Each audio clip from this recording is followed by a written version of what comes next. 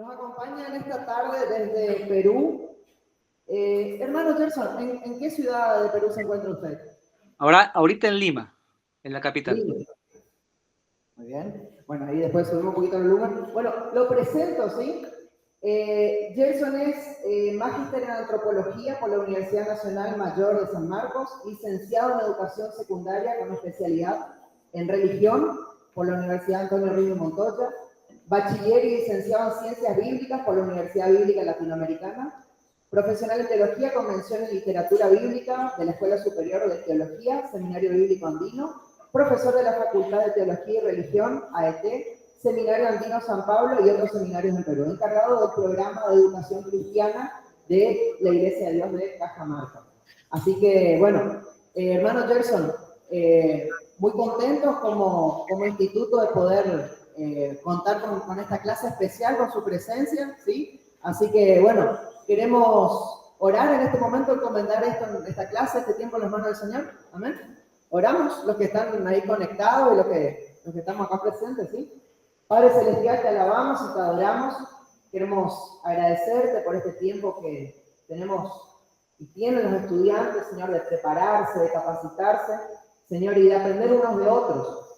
Señor amado, te agradecemos en este momento por la vida de Gerson, Señor, que va a estar compartiendo, Señor, este tema tan importante, Señor, y te agradecemos, Señor, por este medio que podemos hablar a miles de kilómetros de distancia y seguir reflexionando, Señor, en cómo compartir tu palabra por sobre todas las cosas.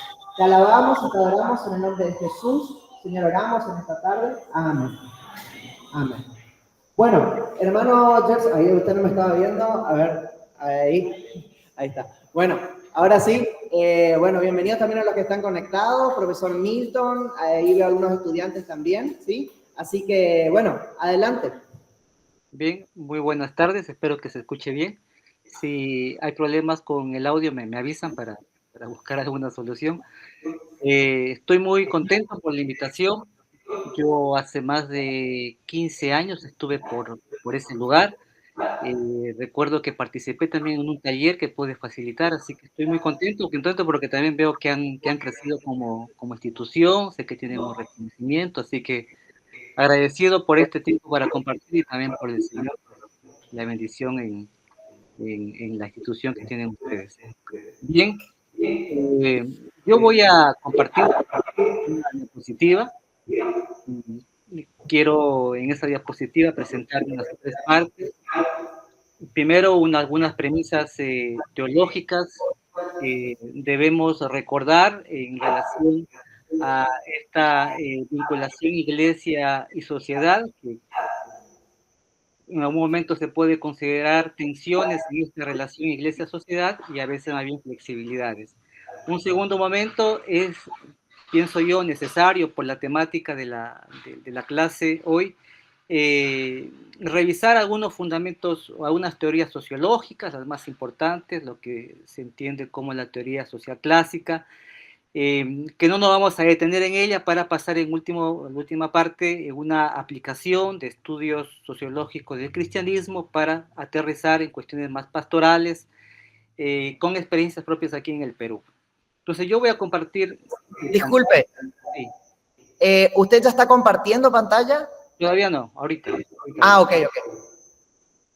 Ahorita vamos a... Como que pantalla completa mejor, ¿sí?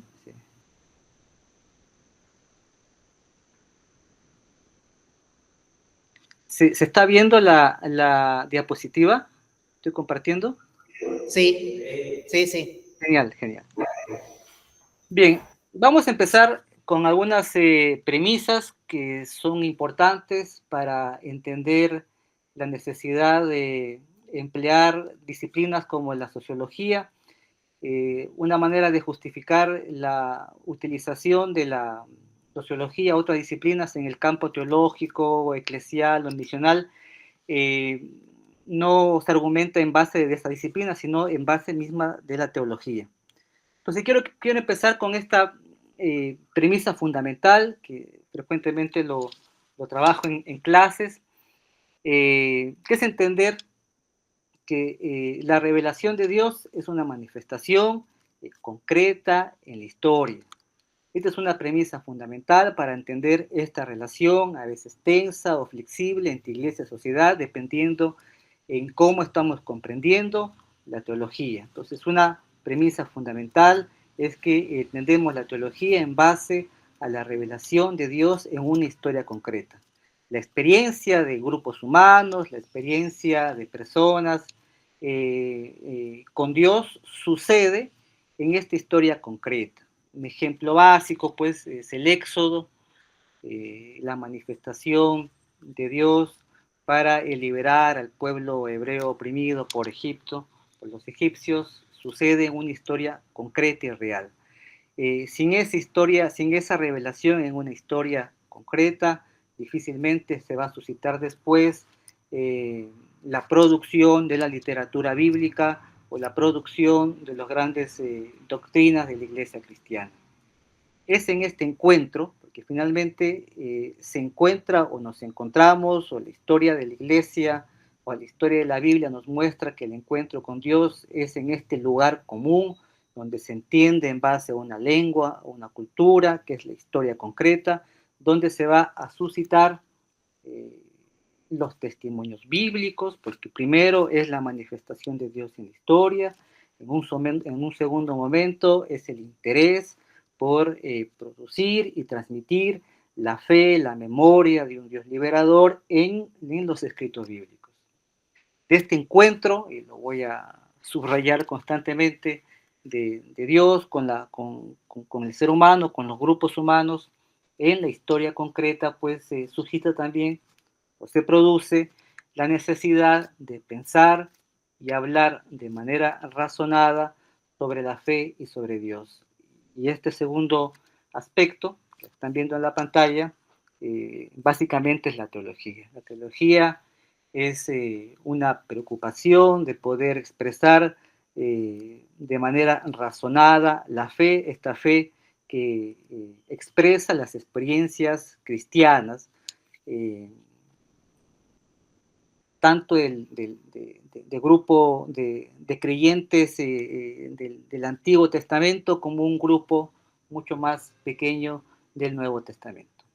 La iglesia también, por tanto, es un producto de este encuentro de personas con Dios manifestándose en la historia, eh, va finalmente a conducir a la necesidad de vivir comunitariamente la fe. La fe, sabemos, se vive comunitariamente, pero siempre estas experiencias o estas conclusiones que lo tienen en la pantalla en esos 3 puntos, no sé si aquí hay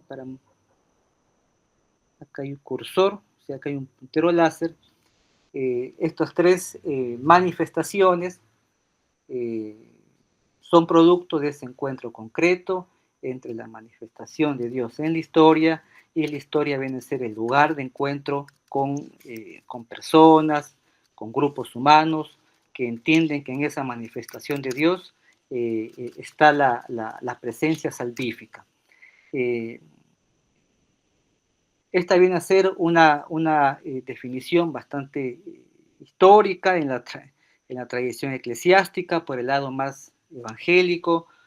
Con los reformadores, ellos van a plantear que el ser humano y su situación social, su historia concreta, viene a ser importante, porque el objeto de la gracia finalmente es el ser humano. ¿Sí? El objetivo final de la gracia divina es el ser humano en todas sus dimensiones, por lo tanto, la vida social debe importar. Pues. Entonces, si queremos comprender eh, la fe testimoniada en la Biblia, si queremos entender la vida comunitaria de la iglesia naciente, pues necesitamos conocer esta historia concreta en todas sus dimensiones.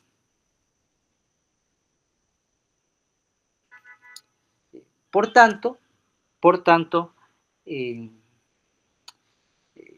no solamente la teología, sino también el quehacer pastoral y también la preocupación misionológica tiene que atender a la situación humana. porque es el lugar finalmente de encuentro la presencia misma de Dios y los seres que experimentan la manifestación misma de Dios. Este título, Círculo Teológico, no es mío, está inspirada en un autor germano norteamericano, que yo sí le he modificado algunas descripciones, me refiero a Paul Tillich. La teología, el quehacer mismo pastoral y misional, atiende y responde a la situación humana con todas sus demandas. La misma sociedad tiene sus propias interrogantes y propios desafíos al mensaje cristiano. Hay conflictos, hay cambios, la misma cultura, en toda su pluralidad o también en sus diferentes cambios, finalmente van a desafiar, nos van a preguntar, nos va a generar interrogantes en la que la teología, bueno, ustedes como estudiantes de teología, y también en la pastoral y también en el trabajo o en el enfoque más misionero de la iglesia, todos estamos finalmente exigidos a responder a esta situación humana que no es excluyente del compromiso cristiano, porque en esa situación humana es donde sucede o ha sucedido en la historia la manifestación de Dios. Entonces, lo que nos toca a nosotros como estudiantes de teología, como pastores, como teólogos, es responder de la manera más adecuada a esta situación humana tan cambiante.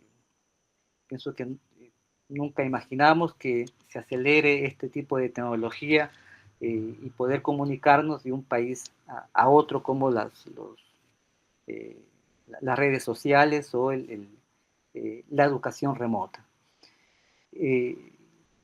Esta exigencia de poder responder de manera apropiada no es someterse a la situación humana. Finalmente el mensaje cristiano siempre tiene que confrontar también la situación humana, la sociedad y el contexto concreto. Vamos a responder desde nuestra fe, desde Cristo encarnado y desde también la vida eclesial. Entonces la teología, nuestro quehacer teológico está siempre vinculado a la comunidad eclesial y al mensaje de Cristo, que es el Cristo encarnado, ¿sí? La encarnación, pues, es otro argumento para sostener la importancia de preocuparnos de la situación eh, social del individuo, grupos humanos, obviamente en todas sus dimensiones. La encarnación, pues, es una encarnación concreta, una encarnación en una cultura específica y una encarnación con todas las preocupaciones sociales que también hoy vivimos, solo que esas preocupaciones sociales no son excluyentes, sino que son parte del quehacer teológico y el quehacer también pastoral. Estas situaciones sociales que vivimos nos confrontan, nos desafían. Como teólogos, estudiantes de teología, tenemos que discernir cuáles son realmente las preguntas más importantes, no solamente las explícitas, sino las que están detrás de aquellos grandes cambios que estamos viviendo, o transformaciones o crisis sociales, para responder de la manera más apropiada y generar una nueva comprensión para la misión de la propia iglesia. Pues la voz, la voz teológica, la voz de los teólogos, estudiantes de teología, tanto hermanos como hermanas, va a ser significativo para la iglesia, para discernir y conducirnos en caminos apropiados para la misión de la iglesia en un mundo de acelerados cambios, pues sí, más ahora con la tecnología que tenemos a la mano. Entonces, la situación social en la cual nosotros pues somos parte, somos creyentes de congregaciones, creyentes en Cristo, pero también somos ciudadanos de este mundo y todo lo que acontece pues nos va a afectar.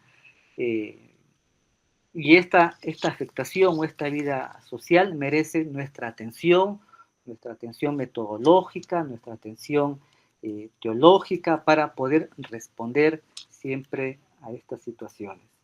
La relación de la teología con la situación humana siempre es de pregunta y respuesta.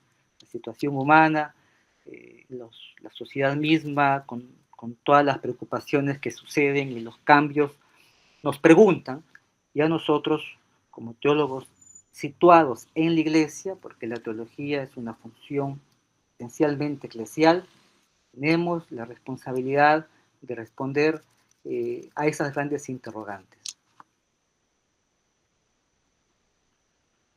Yo entiendo que al final va a haber un espacio de diálogo, así que vamos a esperar ese momento.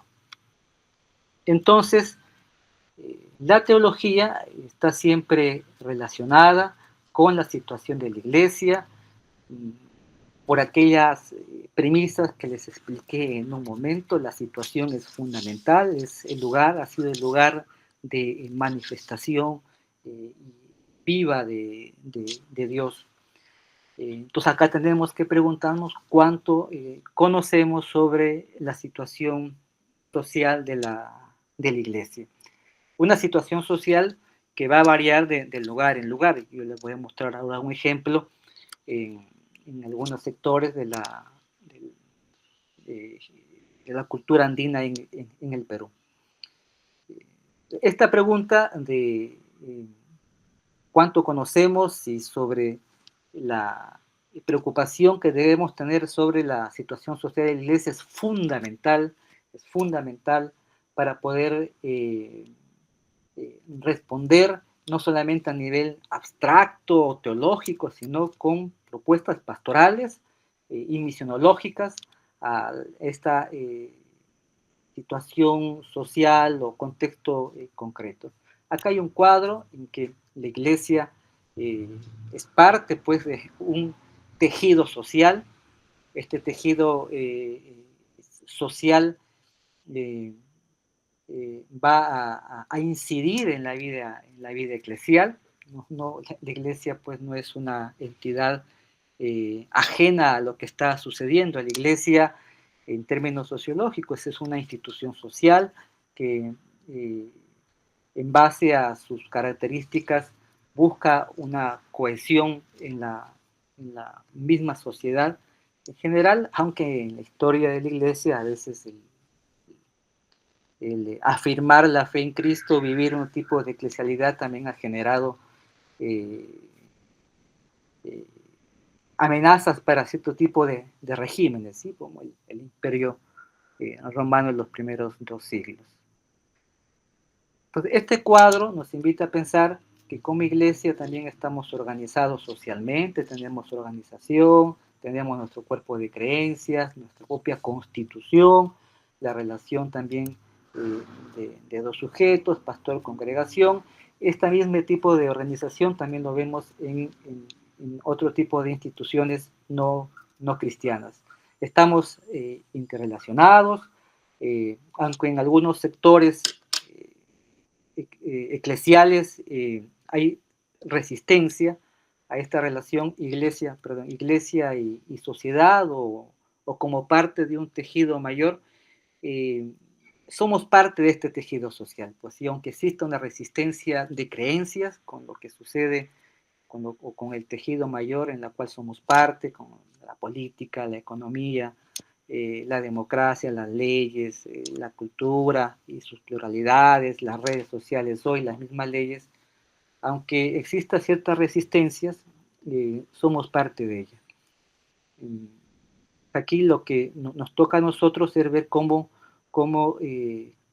dialogamos, cómo respondemos a estas instituciones, todas ellas también con intereses propios, con sus propios intereses culturales y sociales, y cómo también dialogamos con estas otras instituciones.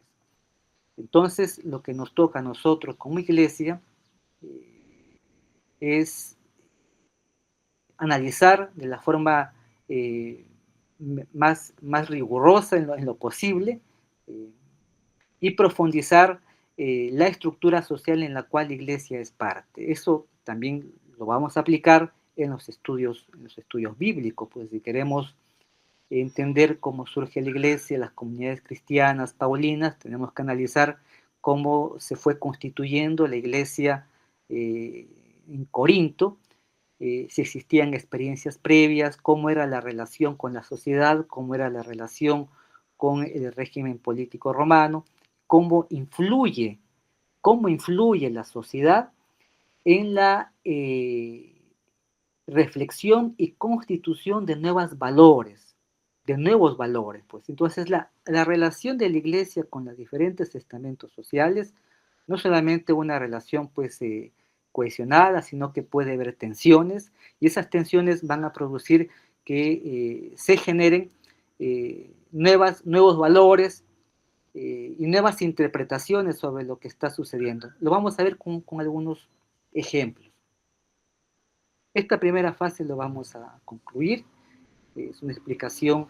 eh, el objetivo es entender la necesidad de dialogar con la sociedad en términos de conocerlo a través de disciplinas. En este caso, la sociología nos ofrece no solamente la sociología, sino las ciencias sociales, nos ofrece herramientas para poder entender este tramado social, sus cambios, cómo afecta en la vida eclesial y cómo también se van generando nuevas relaciones entre la iglesia y la sociedad. Entonces voy a pasar a un cuadro que no nos vamos a detener mucho o no vamos a profundizar, pero sí me parece importante, entiendo que están llevando un curso de sociología. Entonces aquí vamos a recordar algunos puntos. Pues en la teoría sociológica nos va a ofrecer tres grandes escuelas. Hay nuevas teorías sociológicas, pero vamos a concentrarnos en estas tres, porque estas tres nos van a ayudar a poder comprender las siguientes diapositivas donde voy a presentar cómo se aplica, cómo se ha aplicado la sociología en los estudios del cristianismo, el cristianismo en relación a su sociedad, eh, los estudios sociológicos en la interpretación bíblica, todas ellas con sus propias limitaciones, y finalmente una experiencia pastoral pedagógica que les voy a compartir al final. Bueno, hay tres teorías clásicas, bastante conocidas, cada uno tiene su padre fundador. El funcionalismo, atribuido a Emile Durkheim, es un enfoque teórico que comprende a la sociedad como un sistema cerrado, complejo y estable, donde cada parte del sistema contribuye a su funcionamiento. Aquí nos preguntamos, por ejemplo, de qué manera la iglesia y su culto, los rituales, contribuyen a la cohesión social. O sea, de qué manera eh, las celebraciones públicas, patrióticas, por ejemplo, contribuyen a la cohesión social. Cada país tiene su celebración por la independencia, y hay festividades, hay rituales, como esos eventos contribuyen a la cohesión, a una integración de todo el sistema social. Entonces acá es muy importante esta pregunta que planteo, es qué es lo que hace que una sociedad se mantenga unida, que se mantenga unida. Pues es una teoría que está muy preocupado sobre aquellas actividades sociales que fomentan la integración social, a pesar de las crisis que puedan haber. eh, eh, Ciertas actividades de instituciones sociales, la familia, estas fiestas patrias, coadyuvan a mantener una cohesión de la sociedad misma. Otra segunda teoría que es muy importante es la teoría del conflicto. se le atribuye pues a Karl Marx como el padre de esta teoría, que explican que la crisis o el conflicto social es inherente al sistema. Pues, ¿sí? No se puede pensar la estructura social excluyendo sus propios conflictos que lo producen. Entonces, se analiza la sociedad desde la diferencia y la desigualdad. Los cambios o las transformaciones que uno experimenta, que uno observa, van a surgir a partir de los conflictos y las crisis sociales. Y un ejemplo es la pandemia. La pandemia, todos pues sufrimos en diferentes niveles ese momento que duró pues como 2 años, que fue muy conflictivo a nivel social, a nivel económico, a nivel aún de la salud mental. Eh, bueno, yo no sé cómo lo pasaron por Posadas, pero en sectores de aglomeración de gente como Lima, sí se restringió las reuniones, así que hubo hasta una crisis de vida comunitaria. Pero estas crisis van a provocar cambios en los valores, eh,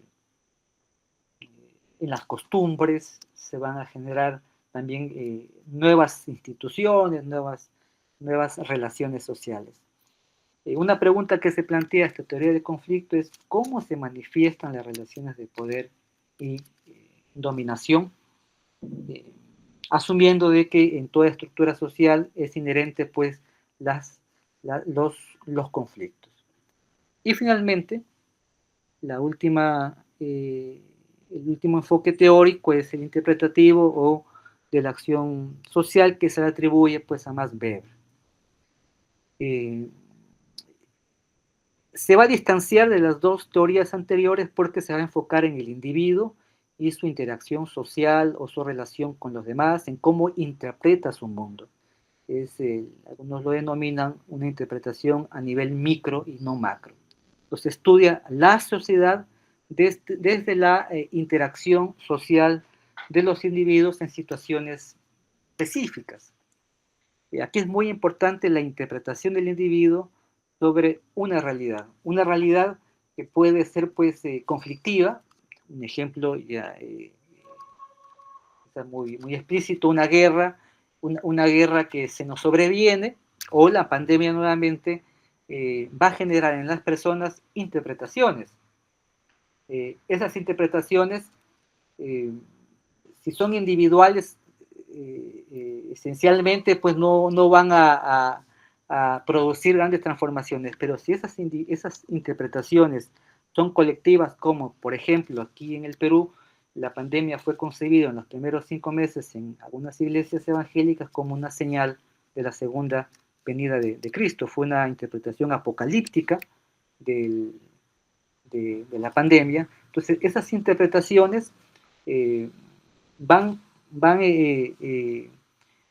generando en los individuos pues tranquilidad, eso generó hasta cierta estabilidad, o sea, cómo las interpretaciones sobre un hecho social generan estabilidad finalmente, pues, ¿sí?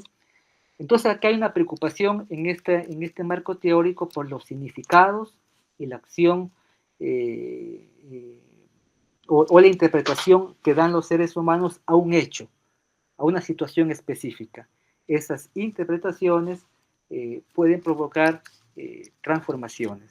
Entonces, esta última enfoque teórico, bueno, para mí es muy importante, es la escuela norteamericana, es la que la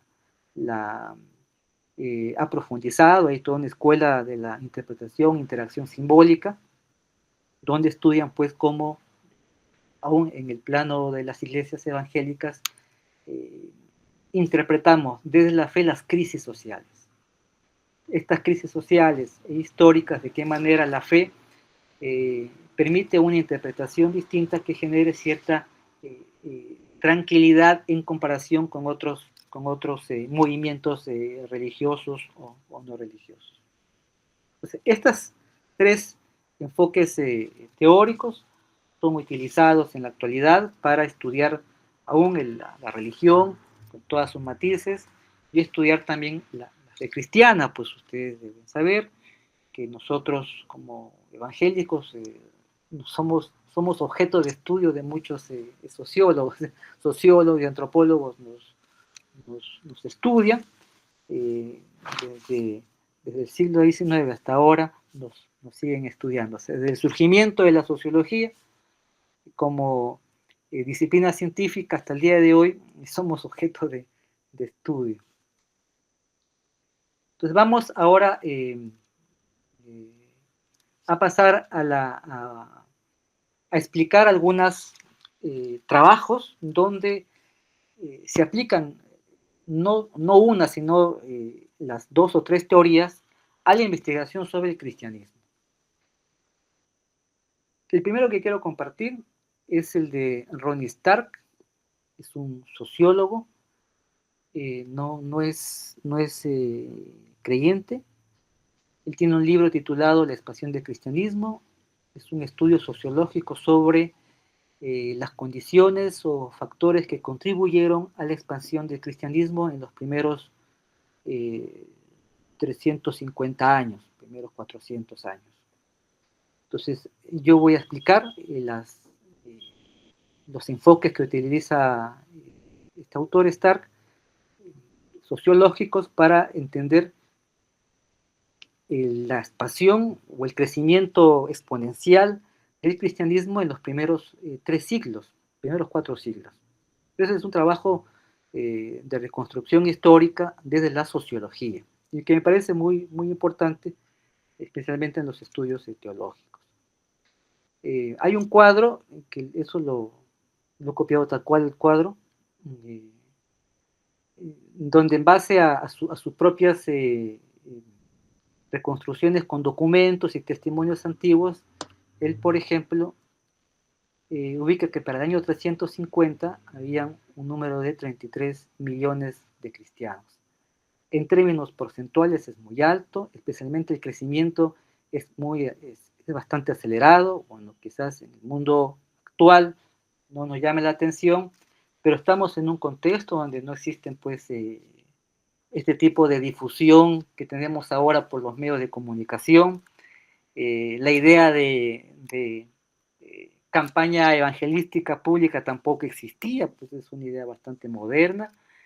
Eh, en varios momentos de la historia, con algunos emperadores, se restringía, pues sí, la manifestación pública de la fe cristiana, sino más bien había una persecución hacia ellos. Entonces, en este contexto muy, muy complejo, finalmente crece aceleradamente, pues sí, sorpresivamente el cristianismo. Entonces, lo que hace este autor es preguntarnos cuáles fueron los factores sociológicos que impulsaron el crecimiento del cristianismo. Es una pregunta que también lo podríamos plantear hoy, en la actualidad, pues sí, y quizás de manera inversa, más bien preguntaremos por qué, cuáles son los factores sociológicos que detienen el crecimiento, ¿sí?, del cristianismo evangélico en algunos sectores, en algunas regiones. Pero él está interesado en que, miren, son 33 millones, es muy, muy alto el porcentaje, en contexto de mucha hostilidad y con obstáculos en la difusión del Evangelio, obstáculos geográficos, culturales, de todo tipo. Entonces, esta pregunta también es una pregunta sociológica, es cuáles son los factores que condicionan, ¿sí?, este impulso en el crecimiento del cristianismo. Entonces vamos a ver algunas de sus soluciones, son varias. Yo me voy a concentrar en uno de ellos, porque básicamente por el tiempo. Una de ellas es bastante interesante, que él estudia las epidemias en el Imperio Romano. Básicamente 2 epidemias en base a documentos, tanto de historiadores romanos como de los padres de la Iglesia. Hay dos momentos, el año 165 después de Cristo y el año 251 después de Cristo. El primero posiblemente una viruela y el segundo una sarampión que Estas epidemias pues devastaron el Imperio Romano, mucho más de lo que se piensa, dice Stark, pues, ¿sí? Aún a nivel de la estructura social. Entonces, estas epidemias van a devastar la moral, pero sobre todo la religión romana. Es decir, los romanos con su interpretación religiosa pagana no van a poder responder a este caos generado por las epidemias. No se encuentra explicación teológica desde las religiones romanas y eso va a crear pues una crisis. Y obviamente va a afectar la moral y la religión pues están correlacionadas. Y otro efecto devastador describe este autor es la afectación a las redes sociales. Redes sociales no me refiero pues a las redes de Instagram, las actuales, sino a los vínculos sociales, colectivos, comunitarios de la vida romana y que son importantes en la vida de cualquier cultura, de cualquier nación.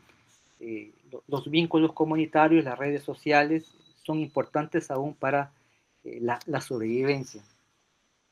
Entonces, lo que encuentra este autor es que estas dos epidemias van a generar una crisis social profunda, una crisis de sentido, y que justamente es en estos dos momentos que post epidemias crece exponencialmente el cristianismo. Es decir, en este contexto de epidemia es donde más crece el cristianismo, no en ese momento específico, sino post, pues, ¿sí? Entonces él va a proponer una categoría propia pues, de la sociología, que son las crisis sociales producidas por cierto tipo de conflictos devastadores. Son crisis comunitarias, crisis de vínculos, familias enteras pues mueren en esta epidemia, sobreviven algunos, entonces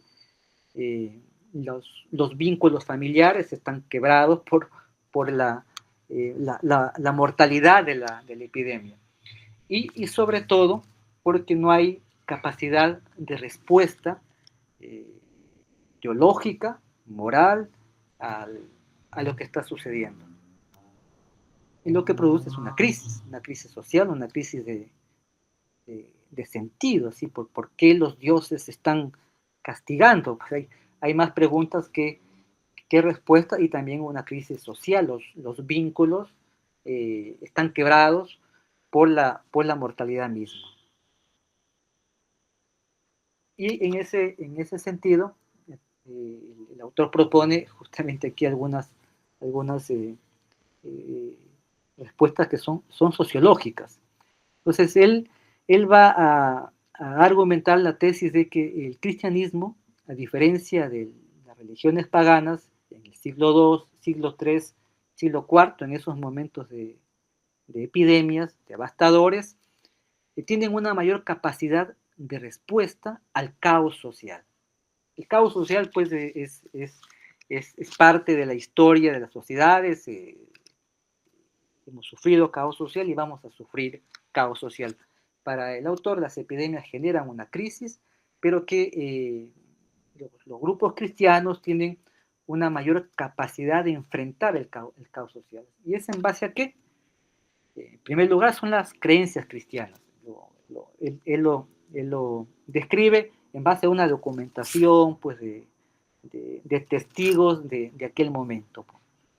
Tanto los que están a favor, tanto como creyentes que escriben sobre este momento, como Eusebio de Cesarea, como también paganos críticos al cristianismo de aquel momento, los romanos, historiadores romanos. Entonces, son las creencias cristianas, las doctrinas cristianas sobre la muerte que tienen una mayor capacidad de respuesta a la mortalidad que sobrevino en las familias paganas romanas. Y también las creencias cristianas sobre la solidaridad. Pues sí, entonces estas doctrinas sobre la muerte no es el fin, sino el inicio, el cristianismo, y la solidaridad, que es el amor al prójimo, van a proporcionar un modo de actuar, o sea, un modo de vida social. Esto conlleva a una gran sorpresa, que me parece que ese gran aporte del libro es la solidaridad y el servicio social de los cristianos en este momento de epidemia para con los suyos y también para con familias no cristianas, cosa que no pasaba con las familias romanas. Pues sí, hay testimonios que el autor lo describe, que apenas se evidencia la epidemia, salen huyendo, especialmente las familias aristocráticas, a sus casas de campo, en solitario, aislados. Algunos dejan a sus familiares eh, muy enfermos, salen huyendo, que era básicamente la actitud normal, pero el cristianismo tiene una reacción distinta. Las familias cristianas más bien son muy solidarias, muchas arriesgan su vida ayudando a otros, mueren ayudando a otros. Entonces esto finalmente va a impactar en las familias romanas, que le va a conllevar pues a entusiasmarse por la vida cristiana. El otro punto son los fuertes lazos comunitarios. Esta es la tesis central del autor. Él va a mencionar que los grupos cristianos frente al caos social de la epidemia en siglo III y siglo IV tienen una mejor respuesta por sus fuertes lazos comunitarios. Están muy fortalecidos en el tema solidario, hay una hermandad sumamente fuerte. Entonces ante este caos social pueden responder de la mejor manera, así como ayudándose y ayudando. Entonces, estas redes sociales fortalecidas fueron la mejor respuesta social, porque esa es la investigación, a el caos que está sufriendo la estructura social romana.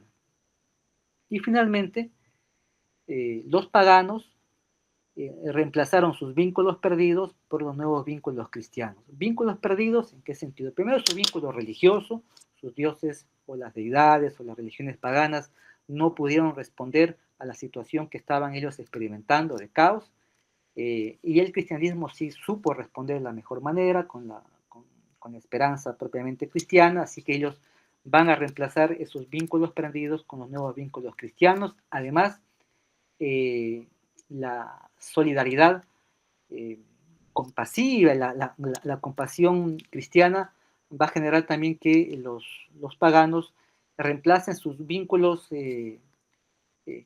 defraudados por los vínculos cristianos. Esta es una cita que lo voy a leer tal cual del libro de Stark. Las víctimas cristianas de una epidemia recibieron cuidados y atenciones, mientras que los paganos no. Sin embargo, nuestras fuentes testifican que algunos paganos fueron, de hecho, atendidos por cristianos. Dados los tamaños relativos a las poblaciones de cristianos y paganos en el momento de comenzar la epidemia, los primeros no habrían tenido los recursos humanos suficientes para atender a todos o incluso a una parte importante de los paganos enfermos. Presumiblemente, la proximidad y los vínculos habrían determinado qué paganos serían cuidados por los cristianos. Es decir, los paganos que vivían cerca de cristianos o aquellos que tenían cerca amigos cristianos o incluso parientes, habrían tenido mayor posibilidad de ser atendidos. Pues entonces hay una fortaleza en la red social, en el vínculo social cristiano, que fueron capaces del cuidado entre unos y otros y del cuidado de sus vecinos y de los más cercanos que vivían pues en las ciudades o en las pequeñas aldeas. Eh, Esto conlleva a un fuerte crecimiento del cristianismo, eh, porque tienen mejores respuestas, una mayor fortaleza al caos social y por tanto eh, los, las familias paganas post epidemia se van a sentir o van a estar muy interesadas en ingresar pues a estos nuevos vínculos comunitarios que fortalecen la vida social del cristianismo en los primeros siglos. Esta es una, bueno, hay más tesis que él propone. Esta es una de ellas, que es un trabajo eminentemente sociológico. También nos puede ayudar también a entender hoy, pues, ¿sí? O también a evaluarnos como comunidades cristianas si estamos fortaleciendo esos vínculos para enfrentar, los vínculos comunitarios para enfrentar los caos sociales. Otra aplicación a la investigación o desde la sociología, los estudios, en este caso bíblicos, es el de Gerd Thyssen, no sé, me ayudan con la pronunciación, alemán, ¿sí? Él tiene un libro clásico que es Sociología del Movimiento de Jesús, y él sí aplica pues la teoría sociológica eh, de varias escuelas, ¿sí? Para entender cómo surge el movimiento de Jesús. Yo aquí les voy a plantear algunas preguntas sociológicas que surgen de la tesis del autor, pues, ¿sí? Pues él va a estudiar o a responder la siguiente pregunta: ¿cuál es el rol de los lugares ecológicos geográficos en el nacimiento del movimiento de Jesús? Hay una relación campo-ciudad. Jesús y su movimiento, sus seguidores de Jesús, son todos de aldeas, hoy diríamos campesinos, a diferencia de Pablo. Si Pablo es un citadino, así que con Pablo nace una iglesia particularmente citadina, pero previo a Pablo, el seguimiento a Jesús y el grupo que seguía a Jesús, y Jesús mismo fue eh, eh, tiene una característica campesina, pues, ¿sí? A diferencia de la ciudad. Entonces, ¿de qué manera esta relación campo-ciudad condiciona el nacimiento del movimiento de Jesús? Una segunda pregunta es: ¿cuáles fueron los factores políticos que condicionaron el surgimiento del movimiento de Jesús? Hay factores pues, políticos, ¿sí? Que van a promover que la masa de gente esté expectante de un Mesías liberador del acoso militar romano. Entonces hay factores políticos que empujan eh, al interés por la predicación de Jesús. Una tercera pregunta es: ¿cuáles fueron los factores culturales étnicos? Pues sí, eh, existió pues un resistencia dura al helenismo. El helenismo era considerado como una eh, discurso global que iba en contra de la valores del judaísmo de aquel momento, así que había muchas tensiones, especialmente entre la clase dirigencial de Jerusalén con los más distantes de la gran ciudad. Entonces, ¿de qué manera estos factores también impulsan a, a interesarse por eh, abrazar la fe de Cristo con su predicación también dura hacia el templo, pues recuerdan en Juan?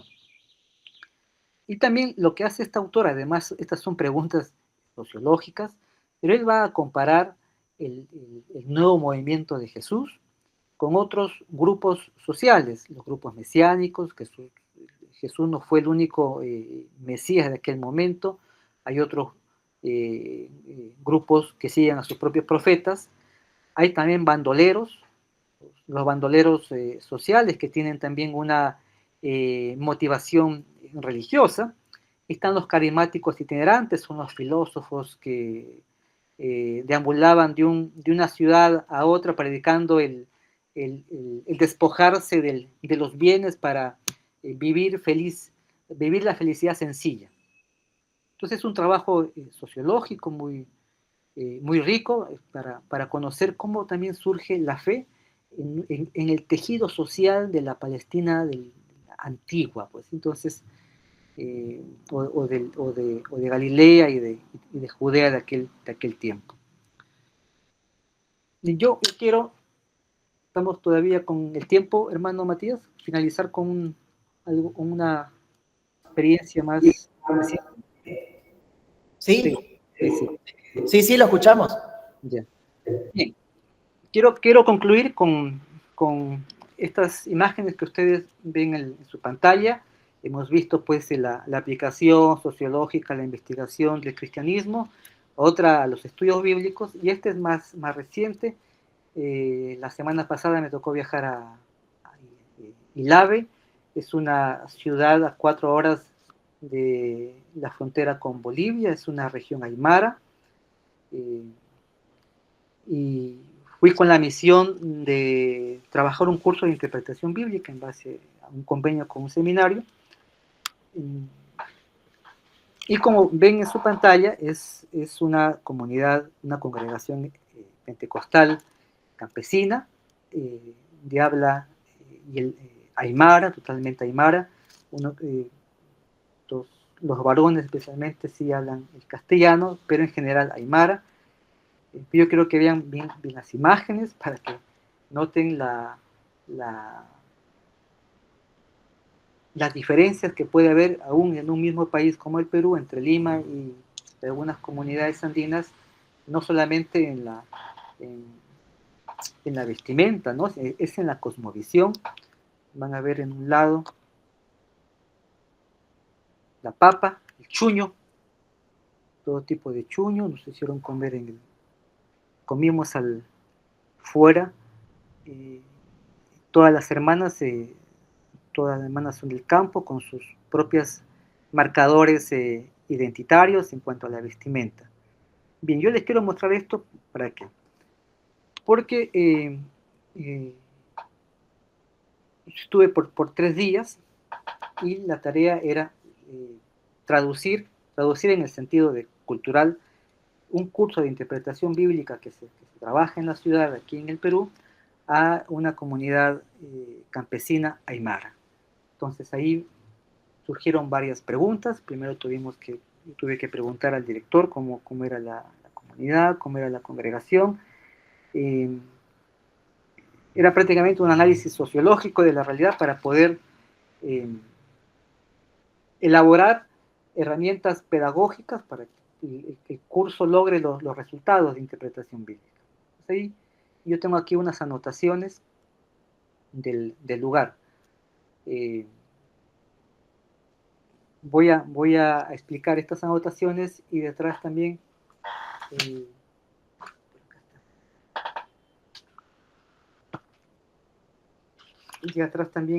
detrás de ello algunas cuestiones esencialmente sociológicas.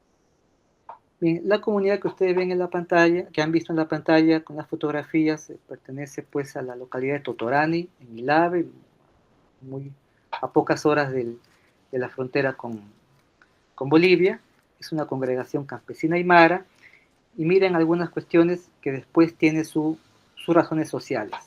Las clases, que a mí me llamó la atención, empezaban a las 10 de la mañana y finalizaban a las 3 de la tarde.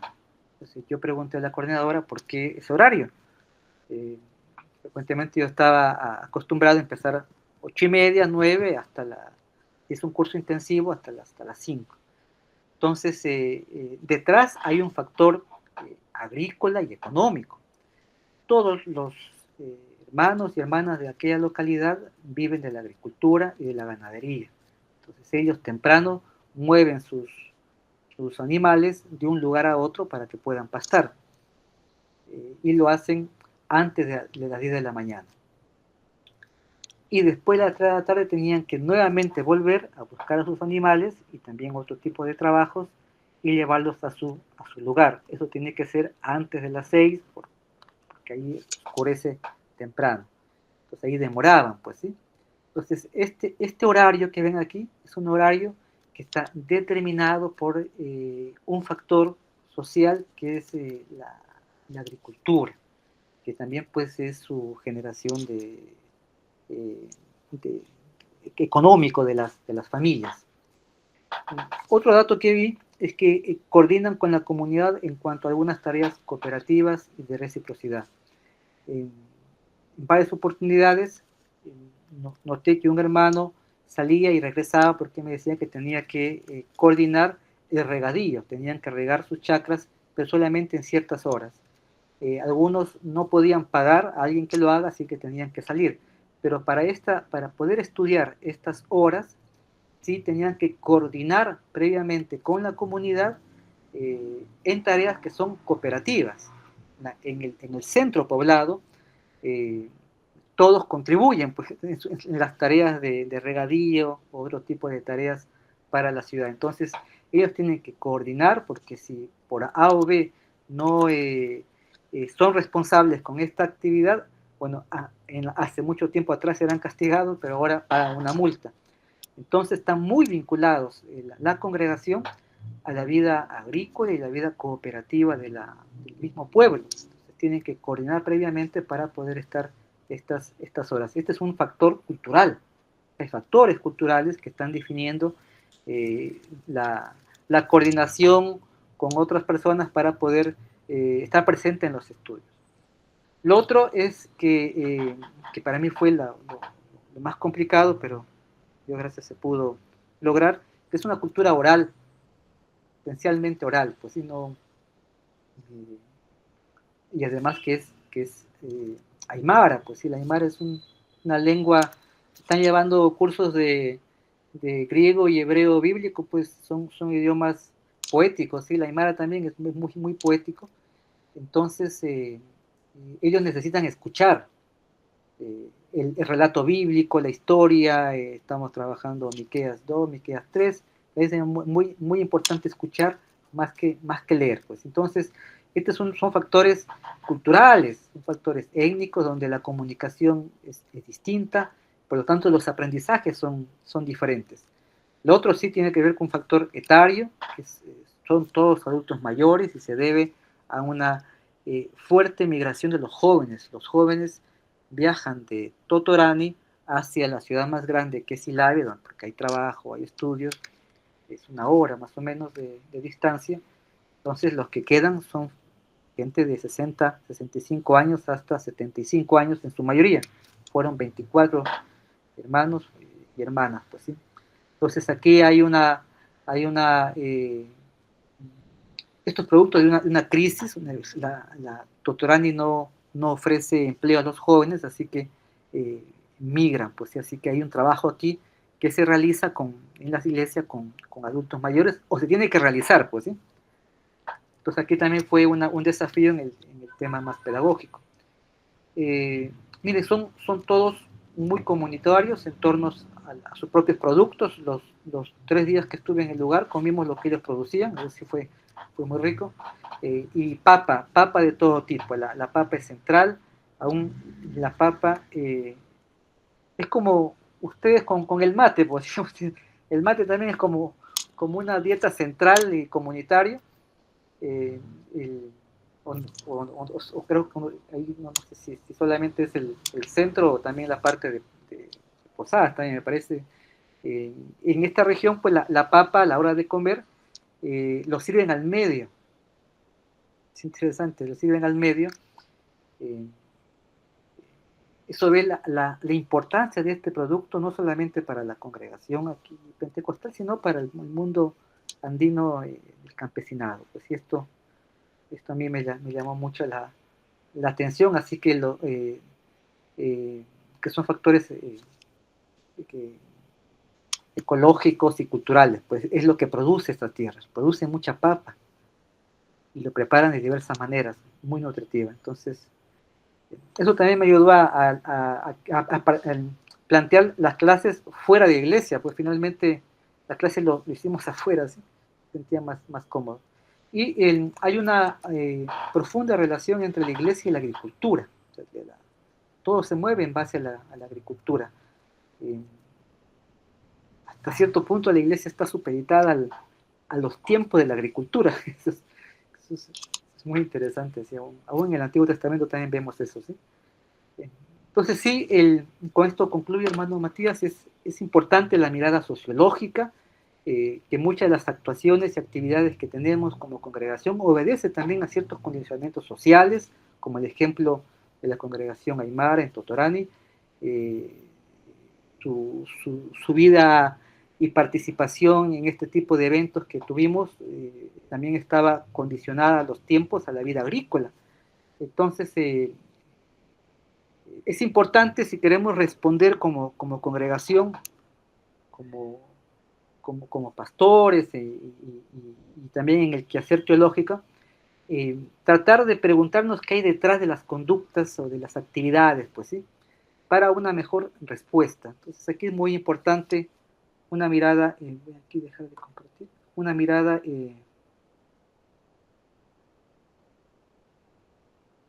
una mirada social, no solamente a lo que acontece afuera, sino también en nuestras propias actividades que tenemos como iglesia, y obviamente también analizar lo que está sucediendo afuera para una mejor respuesta pastoral y misional. Bueno, hermano Matías, podemos quedar aquí, de repente tenemos tiempo de diálogo. Ahí está. Bueno, muchas gracias, hermano Gerson. Yo quiero dejar ahora al profesor Guillermo Dos Reis, que él es el profe de Sociología de la cátedra. Hola, buenas tardes. Más que nada, quería pedirle a los estudiantes que se saquen algunas dudas, preguntas. Con los chicos de segundo estuvimos ya viendo algunas cuestiones, ¿sí? Unos entramados sociales que van ocurriendo, ¿sí? Que nos atraviesan a nosotros como cristianos, como iglesia, ¿sí? Y bueno, quería transmitirle ese desafío a ellos, hacer preguntas al profesor, ¿sí? El chat también puede ser. También a los alumnos de la carrera de distancia, que están cursando también sociología. ¿Sí? Yo tengo muchas preguntas, pero no queda constructivo el aprendizaje si ustedes comienzan a preguntar. ¿Sí? Acá, Tommy tenía una pregunta. ¿Sí? Acá uno de los estudiantes le va a hacer una pregunta.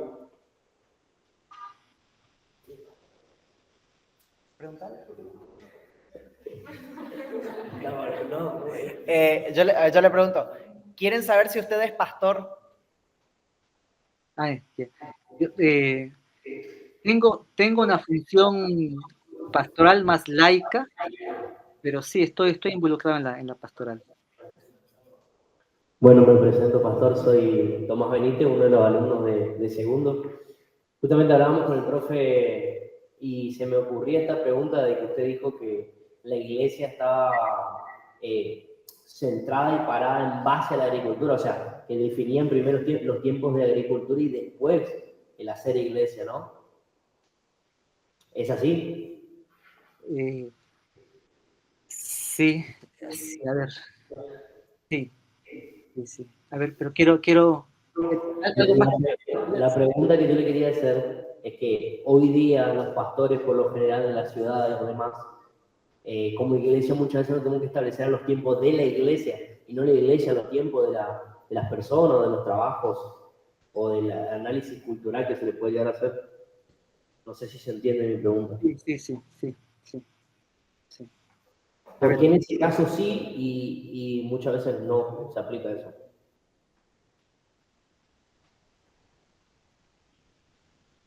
Sí, es una buena pregunta. Una buena pregunta, ¿sí?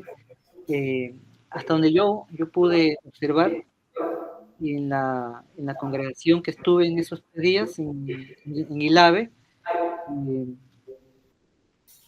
le dan muchísima importancia a la vida congregacional, ¿sí? Tienen muchos cultos seguidos, ¿sí? Pero sí los horarios están definidos por la vida agrícola. El culto en la noche empieza en la semana a las 8 de la noche, cuando ya todas las actividades han dejado a su ganado, está todo tranquilo, entonces empiezan bastante tarde sus cultos para alguien de ciudad. Nosotros nuestros cultos en una ciudad empiezan muy temprano, 6:30, 7. También en el norte del Perú, en la parte de Cajamarca, donde yo estoy bastante habituado, ahí también en el campo empiezan a las 8 de la noche los cultos, ¿sí? Para mí es tarde, muy tarde, pero es el momento en el cual sus animales o sus tareas más importantes, que no quiere decir que estén, porque ellos no lo entienden, de que estén, tengan mayor significancia que la vida eclesial. Son muy congregacionales, son muy comunitarios, pero su vida, para no jerarquizar, no es que uno esté encima de otro, la iglesia y la agricultura van de la mano, son correlativos, se comparten, pues sí. Tanto así que en sus cultos, en sus eventos, también comen comunitariamente, pues sí. Entonces, lo que hicimos con nosotros los 2-3 días, hasta donde sé, por lo que pude conversar, es bastante habitual que ellos coman en conjunto, pues sí, que es una vivencia agrícola la comida, eh, ahora comunitaria en la iglesia, o sea, trasladan esta vida agrícola en la iglesia. Entonces, no es tanto la jerarquización de la importancia de uno sobre otro, sino que son correlativas, pues están vinculadas la iglesia, porque realmente ellos son la iglesia, con la vida agrícola, y mucho de la vida agrícola lo viven en la iglesia, como esa imagen de la papa, porque ese día hubo un pequeño culto, y después la papa al medio, y todos comiendo, tomando la papa como eh, compartir comunitariamente este producto. La papa representa la vida agrícola, la vida comunitaria, pero ahora en el culto, entonces, se conviven. Lo agrícola y lo eclesial conviven, pues sí, que ahí me parece que es muy, muy interesante cómo llevar una pastoral de esa naturaleza, pues sí. Bueno, para los que viven ahí es normal, pero los que viven de afuera sí toca entender mucho más, pues sí, la realidad social.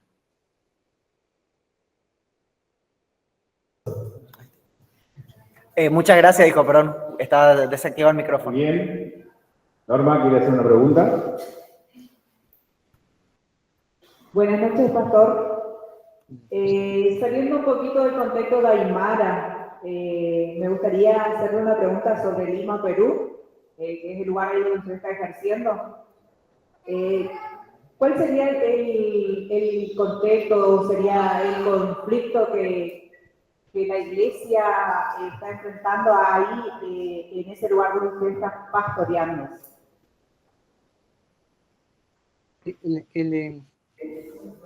Es una... No, a ver, lo que estamos, por lo menos en los adolescentes, viendo son transformaciones en relación a sus eh, relaciones con otros pares en base al red digital, pues. Y especialmente desde pandemia, aquí en Lima, el volver a realizar los cultos presenciales fueron bien complicados, ¿sí? Y de manera muy específica, no solamente en nuestra congregación, sino en varias, las redes sociales en una edad específica están reemplazando la vida cultica, pues entonces se está trabajando, teniendo la forma de cómo motivar nuevamente a los adolescentes que se congreguen de manera presencial, porque la virtualidad ya es parte de su vivencia cotidiana. También obedece un poco a la costumbre que tuvimos por varios años, no uno, sino varios años de cultos vía online. Entonces, eso hay rezagos de cómo lograr motivar que los jóvenes participen, los adolescentes, de manera presencial. Eso es un efecto que todavía tenemos de la pandemia. En una edad específica, esa es una problemática que ahí se está buscando con actividades, ya está diagnosticado, estamos diagnosticando, pero sí es un desafío, especialmente en estos lugares de la capital, pues, ¿sí? Muchísimas gracias. ¿Una pregunta por aquí?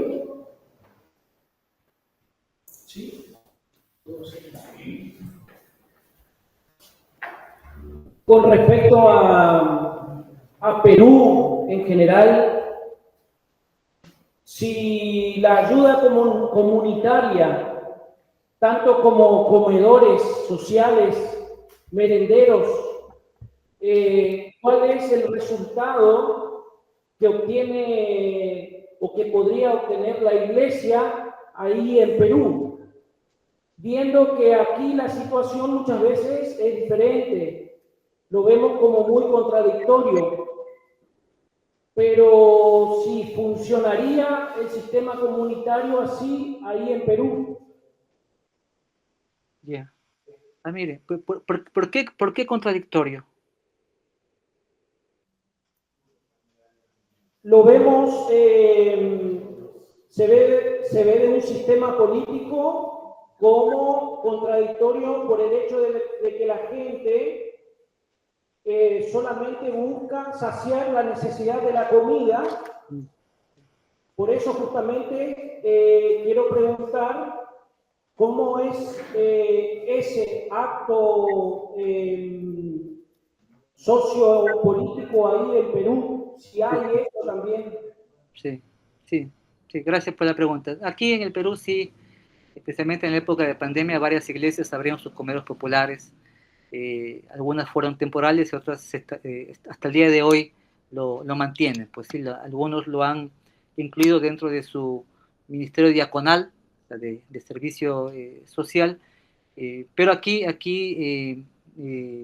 se han abierto muchos, ¿sí? Desde la iglesia a partir de la pandemia y siguen abiertos, no, no ha generado aquí mucho debate, ¿sí? Hay un poco las percepciones, pues sí, las percepciones aquí en el Perú, por lo menos en ese sentido en las iglesias no ha generado debate. De repente es preguntar cuáles son las percepciones, ¿sí? En Argentina sobre este tipo de acciones sociales, pero aquí no ha habido ningún tipo de debates. Algunas iglesias lo mantienen hasta el día de hoy, sus comedores populares como parte aún del ministerio diaconal. En cuanto a la pregunta, o más bien la percepción contradictoria, si solamente viene a saciar la necesidad, pues sí, pero a ver, las acciones solidarias no se pueden mover también en base al cálculo, pues sí. La gracia no se calcula. O sea, la compasión tampoco busca un cálculo, pues sí, de cuántos sí y cuántos no. Simplemente se expresa y se ejerce, pues sí. Si solamente se sacian unos o le interesa más este aspecto específico de satisfacerse, ya ese es un tema de ellos, pues sí, pero por lo menos aquí varias iglesias lo ejercen hasta ahora sin ningún tipo de debate en que si se logra un nuevo creyente o no. ¿Sí? Eso no, yo no he escuchado por lo menos aquí ese tipo de debates. Hay una mano levantada por ahí. Sí. Profesor, otra pregunta más, pastor. Vamos con la última pregunta, Pastor Milton, el César. ¿Sí? Ahí en línea. Pastor Gerson, buenas noches. Buenas noches. Bendiciones. Muchas gracias por la exposición, muy rica. Y la pregunta que quería hacer tiene que ver con la exposición del libro de Stark, que menciona que la iglesia primitiva o en los primeros años aprovechó, si se quiere decir, la circunstancia, en este caso de las epidemias, para manifestar características especiales que son propias del cristianismo, pero que respondían a necesidades sociales del momento, ¿no?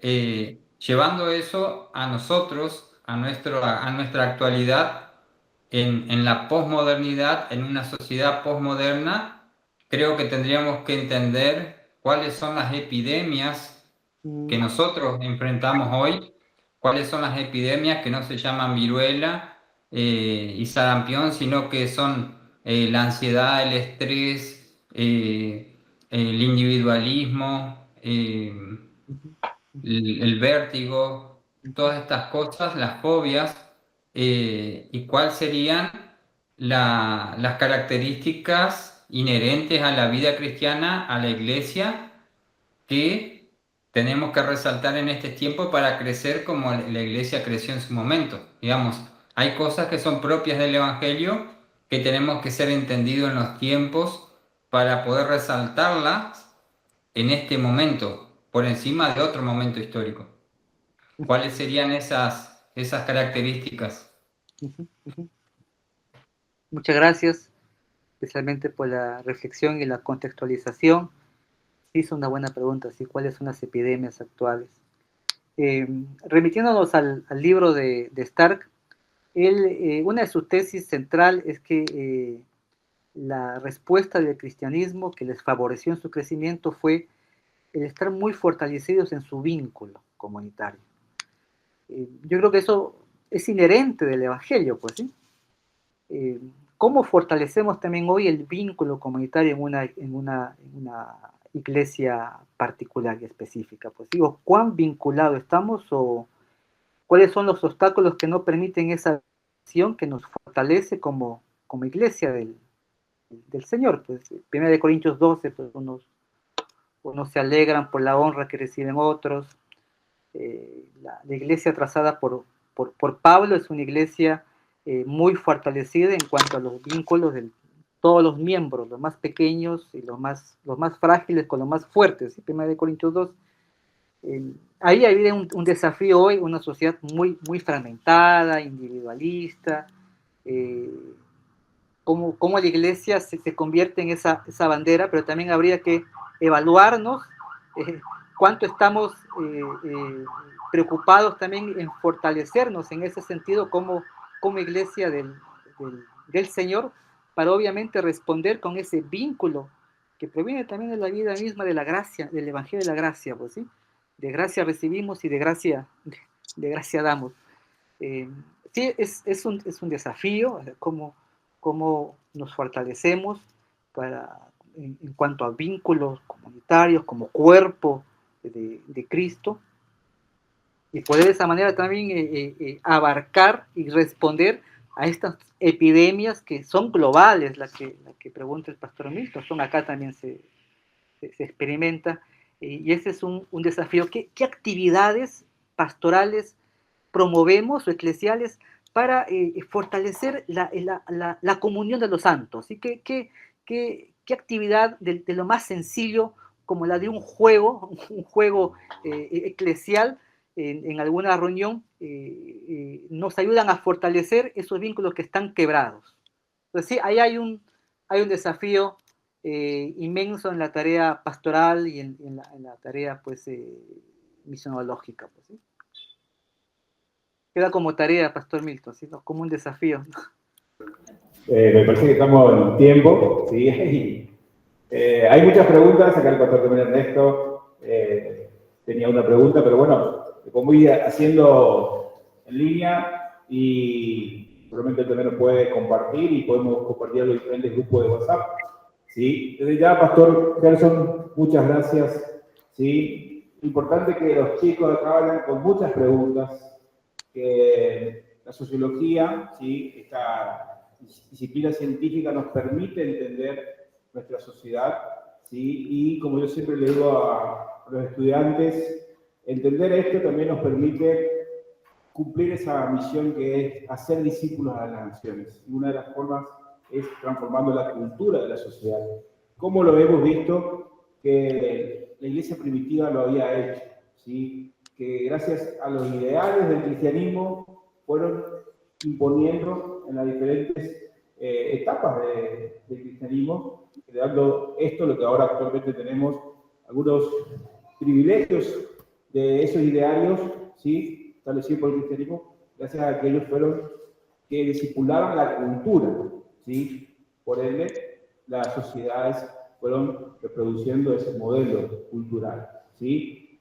Bueno, tenemos el desafío también de estos factores que se habían mencionado, todas estas situaciones complejas que estamos atravesando, que no podemos ser oídos sordos, somos sal y luz, y también así como la iglesia en ese tiempo respondió a esas problemáticas sociales, nosotros también tenemos que responder. Pastor, podemos orar por usted. Gracias. Y así estamos finalizado esta clase, ¿sí? Oramos. Padre eterno, yo te doy gracias. Gracias por tus hijos, Señor. Gracias porque tú también le has inquietado a Gerson, Señor, ahí desde Perú, a prepararse en áreas que muchas veces el cristianismo ha dejado descubierto, Señor. Y tú le has inquietado, Señor, para encontrar respuestas, a veces en otras disciplinas, que son también disciplinas que vos preparaste, Señor, como la antropología, la sociología, Señor, así también a través de esta maravillosa que es la teología, también da respuesta a esto, Señor. Bendecimos su vida, bendecimos su ministerio, de manera especial ahí como la parte de director, la universidad donde está a cargo, Señor. Bendecimos su familia también, bendecimos de manera especial a Perú, Señor. Sigue bendiciendo la iglesia ahí, Señor. Gracias también por este tiempo, gracias por cada estudiante, que seas tú inquietando también, Señor. Sean ellos esos que lleven ese mensaje, que no solamente a través de ese mensaje de poder que cambia vidas, sino también que cambia realidades, situaciones, Señor. Que puedan ser respuestas a muchas necesidades, Señor. Gracias, gracias. He orado en tu nombre. Amén. Amén. Bien, muchas gracias. Bueno, muchas gracias por la predisposición, ¿sí? Y bueno, desde acá, de Argentina, un fuerte aplauso, ¿sí? Le dedicamos.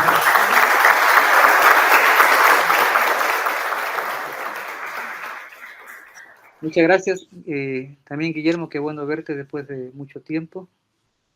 Y me alegra que la institución se está fortaleciendo.